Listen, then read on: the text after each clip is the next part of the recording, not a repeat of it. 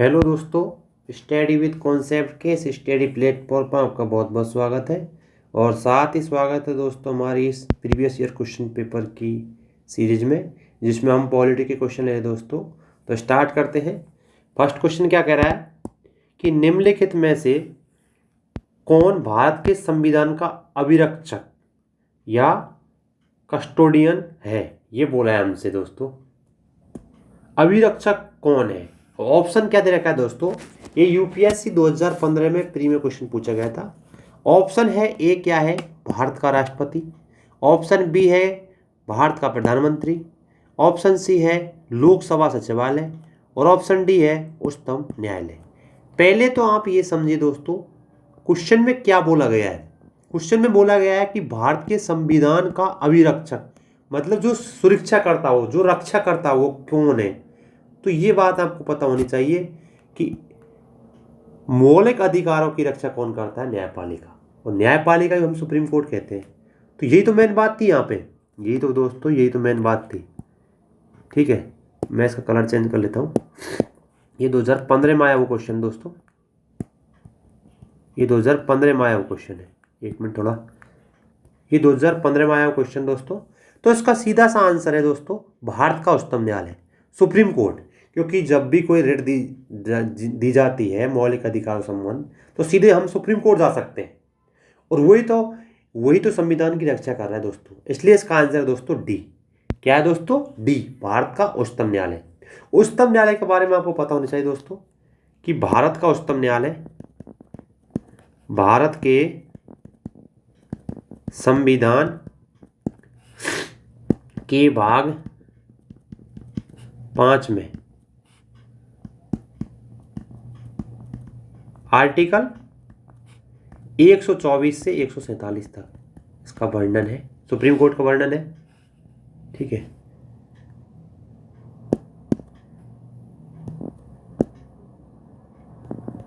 सर्वोच्च न्यायालय जिसे हम सुप्रीम कोर्ट भी कहते हैं,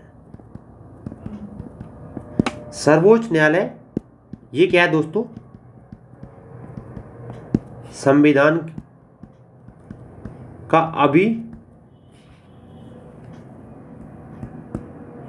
है। और वो कैसे है, क्यों है दोस्तों? इसका कारण क्या है, क्यों अभिरक्षक है? ऐसा लिख देता हूं मैं आपको।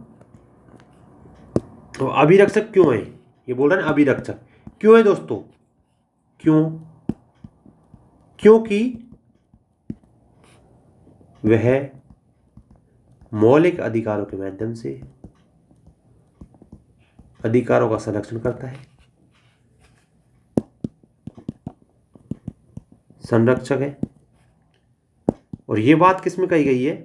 ये आर्टिकल 32 में बात की गई दोस्तों, जिसके तहत क्या है दोस्तों? रिट जारी की जाती है, करने का अधिकार है। ठीक है, रिट जारी करने का अधिकार है। इसके अलावा दोस्तों क्या है? इसके अलावा दोस्तों एक चीज और ध्यान, इसके अलावा दोस्तों जो सुप्रीम कोर्ट है वो मूल ढांचे, जिसे हम बेसिक स्ट्रक्चर कहते हैं, जो केशवानंद भारतीय जो केस आया था 1973 में, उसमें ये अवधारणा आई बेसिक स्ट्रक्चर की, मूल ढांचे की अवधारणा के माध्यम से। किसके माध्यम से? बेसिक स्ट्रक्चर के माध्यम से ये क्या करता है? संसद की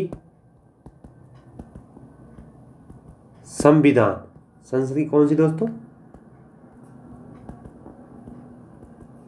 संविधान की संशोधन की शक्ति पर नियंत्रण करता है।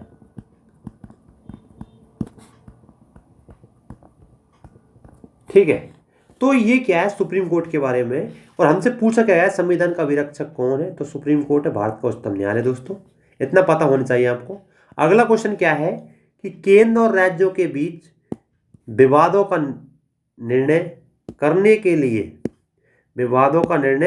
करने की भारतीय उच्चतम न्यायालय की शक्ति किसके अंतर्गत है, कौन से अधिकारक क्षेत्र है जिनके अंतर्गत है। दो राज्यों के बीच को अगर कोई विवाद हो रहा हो तो दोस्तों सीधी सी बात है, उसे हम मूल अधिकारता के अंतर्गत मानते हैं दोस्तों। कैसे? क्योंकि रिट वाला जो है वो तो मौलिक अधिकार संबंध है, अपील वाला इससे कोई मतलब नहीं है, और परामर्श ये भी इससे कोई मतलब नहीं दोस्तों।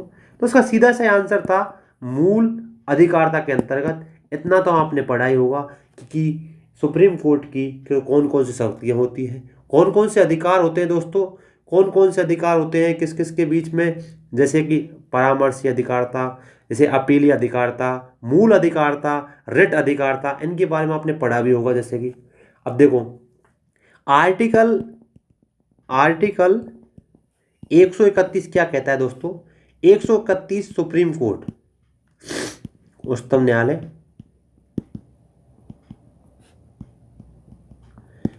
न्यायालय के मूल क्षेत्राधिकार को वर्णित करता है। आर्टिकल 131, और हमसे इसी के बारे में बताया गया है। इसमें क्या है दोस्तों, इसमें कौन कौन से विवाद आते हैं, विवाद कौन कौन से आते हैं मूल क्षेत्राधिकार में? तो दोस्तों एक आता है दो या दो से अधिक राज्यों के बीच विवाद हो, या फिर केंद्र और राज्य के बीच हो, केंद्र व एक या अधिक राज्यों के बीच में हो। इसके अलावा दोस्तों कौन सा? केंद्र और कोई राज्य या राज्यों का एक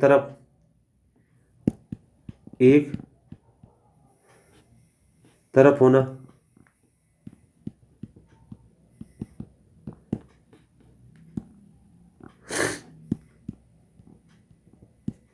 तब कोई विवाद हो, तो तीन विवादों में ये मूल क्षेत्राधिकार के अंतर्गत आते हैं। हमसे बोला गया है केंद्र और राज्यों के बीच विवाद कौन सी शक्ति होती है, तो ये उच्चतम न्यायालय की अपीली अधिकारता के अंतर्गत है। इसलिए इसका आंसर दोस्तों सी है।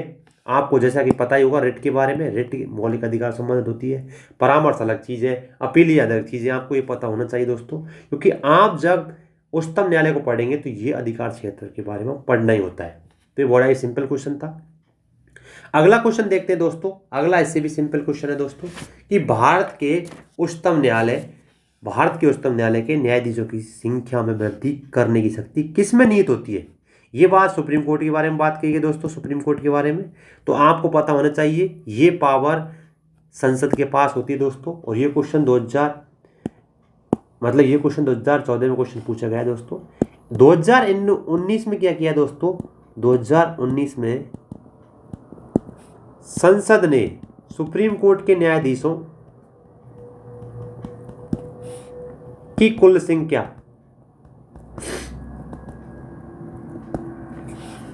31 से बढ़ाकर 34 कर दी दोस्तों। कितनी कर दी? उसमें मुख्य न्यायाधीश सम्मिलित था।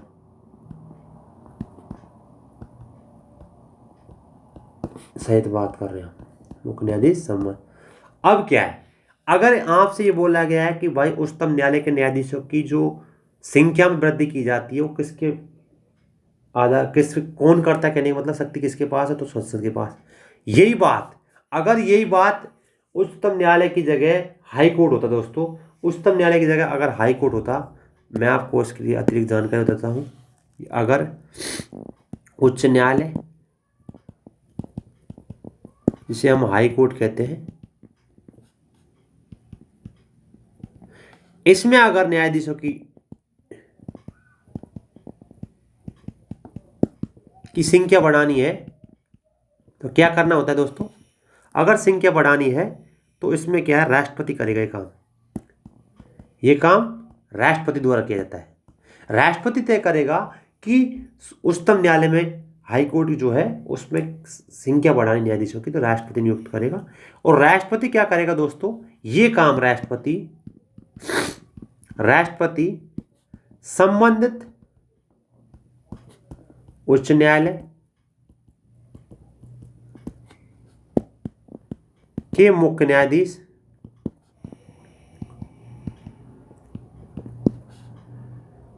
को एक उच्च मुख्य न्यायाधीश को, एक मिनट को, राष्ट्रपति संबंधित उच्च न्यायालय के मुख्य न्यायाधीश से परामर्श के द्वारा, किसके द्वारा दोस्तों, परामर्श लेगा, बिल्कुल लेगा दोस्तों, कि राष्ट्रपति जो है उच्च न्यायालय के जो मुख्य न्यायाधीश होता है उससे परामर्श तो लेगा।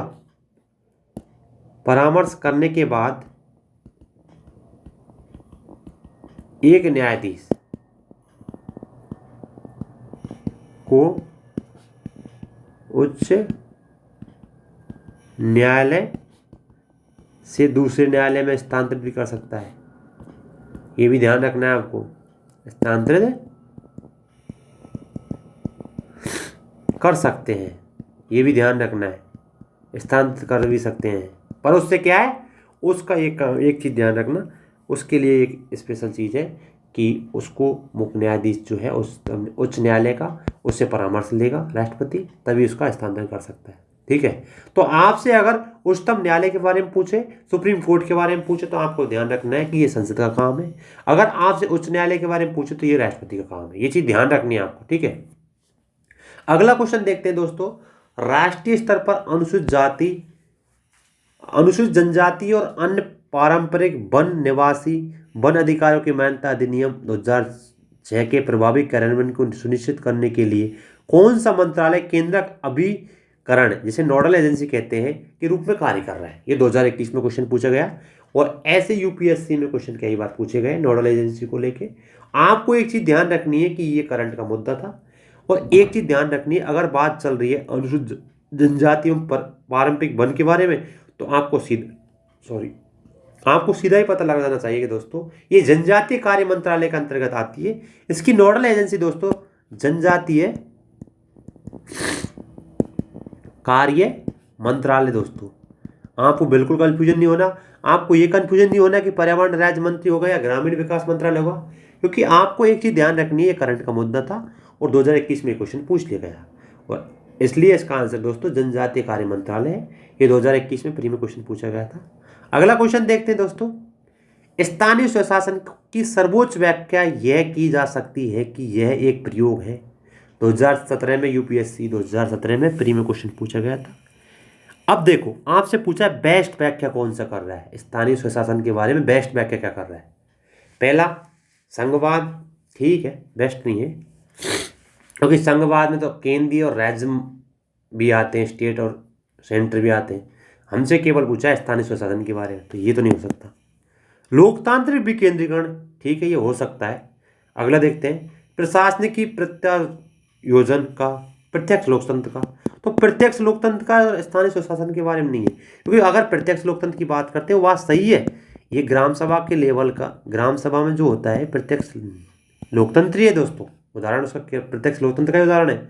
लेकिन हमसे पूछा गया कि स्थानीय स्वशासन का जो सर्वोच्च व्याख्या कौन सा करता है, तो ये चीज आपको ध्यान में रखनी दोस्तों कि स्थानीय स्वशासन के बारे में अगर बात आए, हमसे पूछे कि बेस्ट व्याख्या क्या करता है, तो ये लोकतांत्रिक विकेंद्रीकरण की बात करता है दोस्तों, इसलिए इसका आंसर बी है। और ये सबसे बड़ी ध्यान रखने की 73वां और 74वां संविधान संशोधन, 74वां संविधान संशोधन, ये पंचायतीकरण तथा नगरीय निकाय का प्रावधान किया इसमें, जिससे क्या हुआ दोस्तों, जिससे भारत में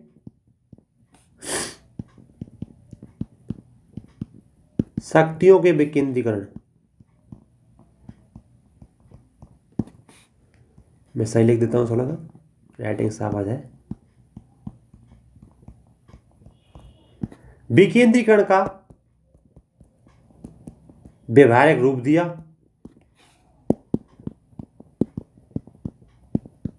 तो इसका आंसर क्या है दोस्तों, शक्तियों के विकेंद्रीकरण की बात करता है, लोकतांत्रिक विकेंद्रीकरण की बात करता है, इसलिए इसका आंसर बी है दोस्तों। अगला क्वेश्चन देखते हैं। अगला क्वेश्चन क्या कह रहा है, बड़ा ही सिंपल क्वेश्चन है, लेकिन आपको बिल्कुल आराम से क्वेश्चन को पढ़ना है। छोटी छोटी सी मिस्टेक ही हमारे क्वेश्चन को गलत कर देती है, जिससे हम एग्जाम में बाहर हो जाते हैं दोस्तों। क्वेश्चन कह रहा है, कलर चेंज कर लेता हूं। क्वेश्चन कह रहा है निम्नलिखित कथनों पर विचार कीजिए। पहला कथन है कि किसी भी व्यक्ति के लिए पंचायत का सदस्य बनने के लिए न्यूनतम निर्धारित आयु 25 वर्ष है। अगला क्या कह रहा है, पंचायत के समय पूर्व भंग होने के पश्चात पुनः गठित पंचायत केवल अवशिष्ट समय के लिए ही जारी की जाती है। दोस्तों आपको एक चीज ध्यान रखना है, ये जो पहला कथन है गलत है दोस्तों। कैसे गलत है, एक चीज ध्यान रखना है, कोई भी व्यक्ति जो 21 वर्ष पूर्ण कर चुका हो, 21 वर्ष पूर्ण करने चुका हो, वो क्या कर सकता है दोस्तों, पंचायत का सदस्य बन सकता है। ये चीज ध्यान रखनी है आपको। 21 वर्ष है इसकी आयु, पंचायत का सदस्य बन सकता है। अगर आप वो बात करें एमपी और एमएलए की, तो उसको बनने के लिए 25 वर्ष न्यूनतम आयु होनी चाहिए।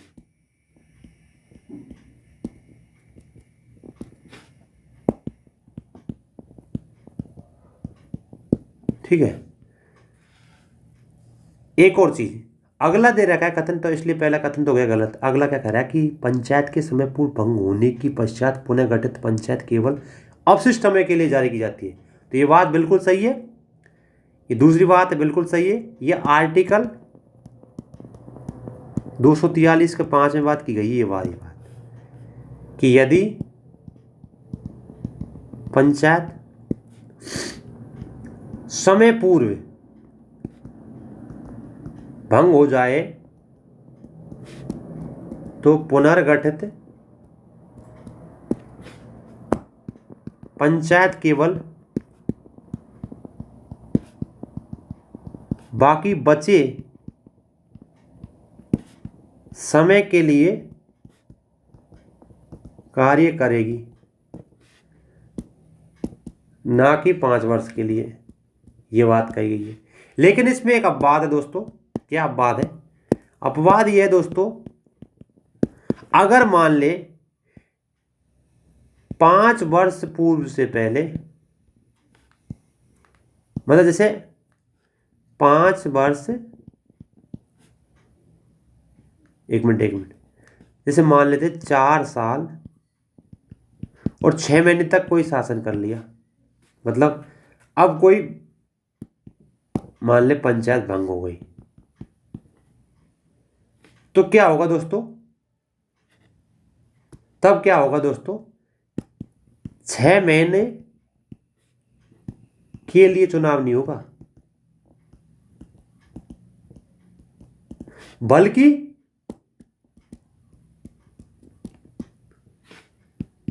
5 वर्ष के लिए चुनाव होगा।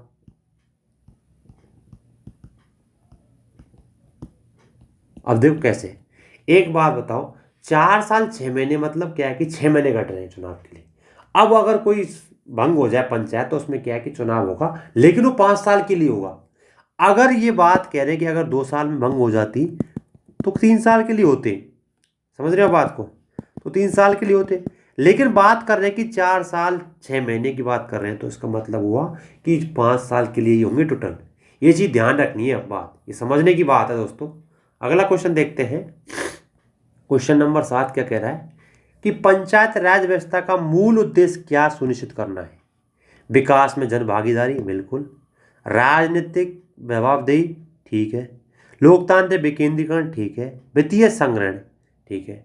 नीचे दिए गए कूट पर सही का उत्तर चुनिए। 2015 में यूपीएससी में पूछा गया है। एक चीज ध्यान रखना दोस्तों, हमसे पूछा गया है पंचायती राज व्यवस्था के बारे में, तो एक चीज ध्यान रखना है कि राज्य की जो राजनीतिक जवाबदेही है, ये संसद के बारे में बात करता है। तो दूसरा नहीं होगा दोस्तों, दूसरा नहीं होगा, तो देखो आप सीधा आंसर आ रहा है इसका सी। लेकिन आपको ये ध्यान रखना चाहिए दोस्तों कि 2023 में जैसे पैटर्न बदला है, उसमें एक चीज़ और ध्यान रखने की, केवल एक युग सही, केवल 2 युग सही, ऐसे कथन भी आए। इसलिए आपको पूरी तैयारी के साथ जाना है एग्जाम में। तो इसमें पहला कथन तो बिल्कुल सही है, दूसरा गलत है दोस्तों। कैसे गलत है कि राजनीतिक जवाबदेही के बारे में बात संसद के बारे में बात चलती है, कार्य विधायिका के बारे में बात चलती है, हमें बात की गई है पंचायती राज व्यवस्था के बारे में, हमें बात की गई है स्थानीय स्वशासन के बारे में। स्थानीय स्वशासन का उद्देश्य क्या है दोस्तों? कि विकास की जन भागीदारी बढ़े, ये बिल्कुल बात सही है। और अभी थोड़ी देर पहले क्वेश्चन किया था, उसमें आपको पता है कि लोकतांत्रिक विकेंद्रीकरण के लिए स्वशासन को लाया गया, मतलब स्थानीय स्वशासन को लाया गया दोस्तों। तीसरा क्वेश्चन भी सही है। चौथा क्वेश्चन है कि वित्तीय संग्रहण, बल्कि वित्तीय का संग्रहण नहीं किया जाता, बल्कि वित्तीय का तो विकेंद्रीकरण किया जाता है, क्योंकि मेन चीज यही थी कि लोकतांत्रिक विकेंद्रीकरण की बात की गई थी यहाँ पे। तो यहाँ वित्तीय संग्रहण तो हो ही नहीं सकता दोस्तों। तो पहला और चौथा कथन गलत है, सॉरी, दूसरा और चौथा कथन गलत है, पहला और तीसरा कथन सही है। इसलिए इसका आंसर दोस्तों डी होगा, सी होगा। ठीक है, इसका मूल उद्देश्य क्या है दोस्तों? मैं आपको लिख देता हूं, पंचायतीय राज। और अगर मैं थोड़ा स्पीड में बोल रहा हूं तो दोस्तों माफी चाहता हूं, आपकी बात ध्यान रखूंगा थोड़ा सा। पंचायतीय राज व्यवस्था का मूल उद्देश्य क्या दोस्तों? मूल उद्देश्य क्या है? मूल उद्देश्य दो चीज थी। क्या? एक तो जन भागीदारी को बढ़ाना, और दूसरा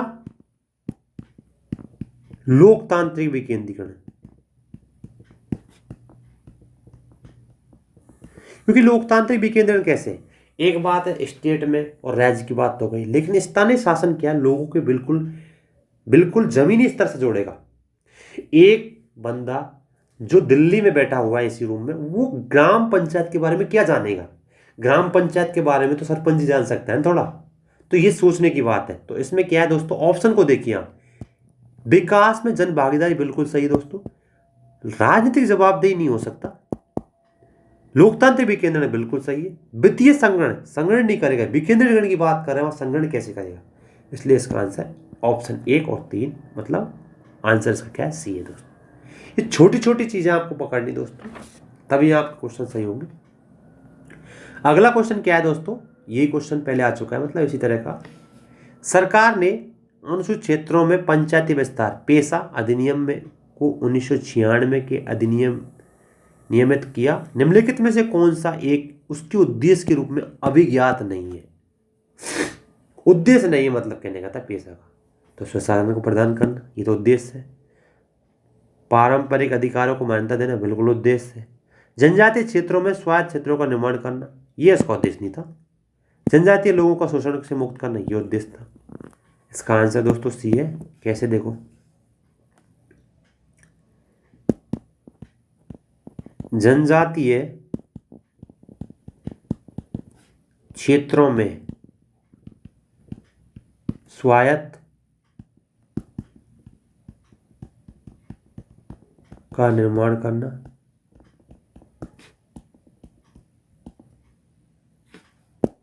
अनुसूचित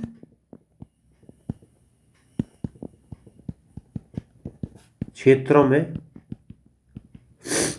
पंचायतीय विस्तार, जिसे हम पेशा कहते हैं, अधिनियम 1996 में, किसमें दोस्तों? 1996 में एक भूरिया समिति थी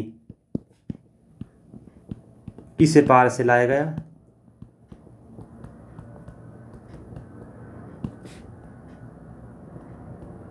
बाद अस्तित्व में आया।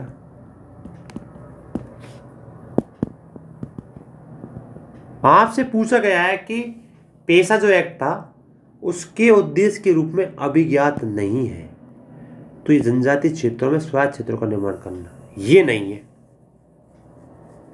ठीक है, इसका आंसर, इसलिए इसका आंसर सी है दोस्तों। अगला क्वेश्चन देखते हैं दोस्तों।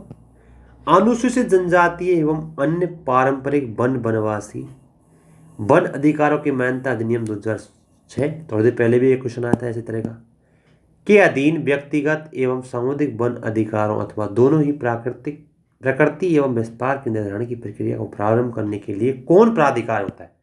तो सीधी सी बात है, जनजातीय संबंध जितने भी क्वेश्चन आए तो उनमें आपको ज़्यादा ध्यान रखनी है कि ये ग्राम सभा को अधिकार दिया गया था दोस्तों। ग्राम सभा यहाँ बिल्कुल पावरफुल होती है, ग्राम सभा का योगदान ज़्यादा होता है दोस्तों, इसलिए इसका आंसर दोस्तों डी होगा। इसका आंसर होगा ग्राम सभा है, तो ग्राम सभा इसका आंसर है, तो इसलिए इसका आंसर है डी। अगला क्वेश्चन देखते हैं दोस्तों, बड़ा ही सिंपल क्वेश्चन है और ये क्वेश्चन 2022 में क्वेश्चन पूछा गया था, यूपीएससी 2022 में। निम्नलिखित कथनों पर विचार कीजिए और बोला है सही कौन सा है। किसी संविधान संशोधन विधेयक को भारत के राष्ट्रपति की पूर्व सिफारिश की अपेक्षा होती है? तो नहीं दोस्तों, बिना पूर्व अपेक्षा के सिफारिश कर सकता है, इसके लिए स्वीकृति की आवश्यकता नहीं होती दोस्तों। एक चीज ध्यान रखनी है, ठीक है, ये ध्यान रखना है, जब कोई संविधान संशोधन विधेयक भारत के राष्ट्रपति के समक्ष प्रस्तुत किया जाता है तो भारत के राष्ट्रपति को यह अधिकार है कि वो अनुमति देगा। तो ये बात बिल्कुल सही है।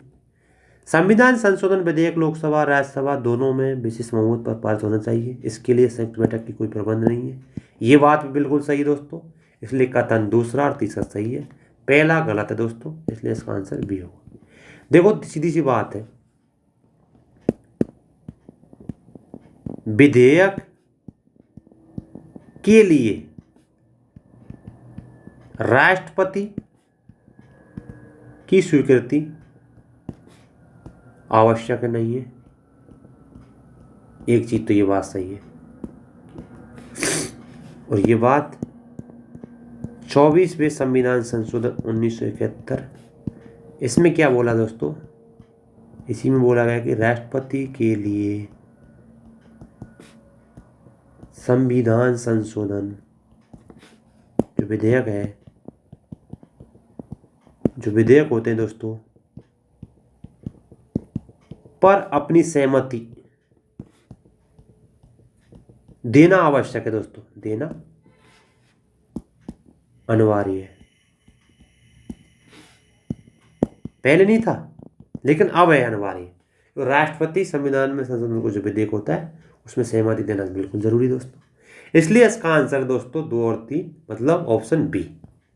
इसके अलावा इसमें एक और चीज बोलेगी, संयुक्त बैठक का प्रावधान नहीं, ये बात बिल्कुल सही है। धन विधेयक और संविधान संशोधन विधेयक में संयुक्त बैठक का प्रावधान नहीं है दोस्तों, मैं लिख देता हूं इसमें,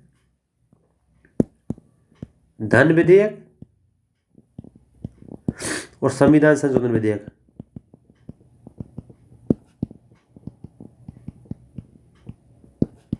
इन दोनों में क्या है दोस्तों,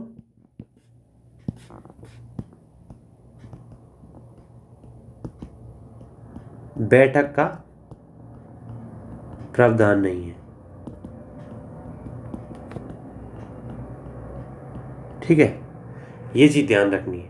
तो दोस्तों जैसा कि हमने 10 क्वेश्चन किए, ये पॉलिटी के बड़े ही सिंपल क्वेश्चन है दोस्तों। इसमें एक चीज ध्यान रखनी है आपको, इसमें ये ध्यान रखना है कि क्वेश्चन किस प्रकार के पूछ जा रहे हैं, कहाँ से क्वेश्चन पूछ जा रहे हैं, आखिरकार कौन सा हिंट मिल रहा है जिससे हम क्वेश्चन को कर पा रहे हैं दोस्तों। धन्यवाद दोस्तों, यहाँ तक बने रहने के लिए आपको बहुत बहुत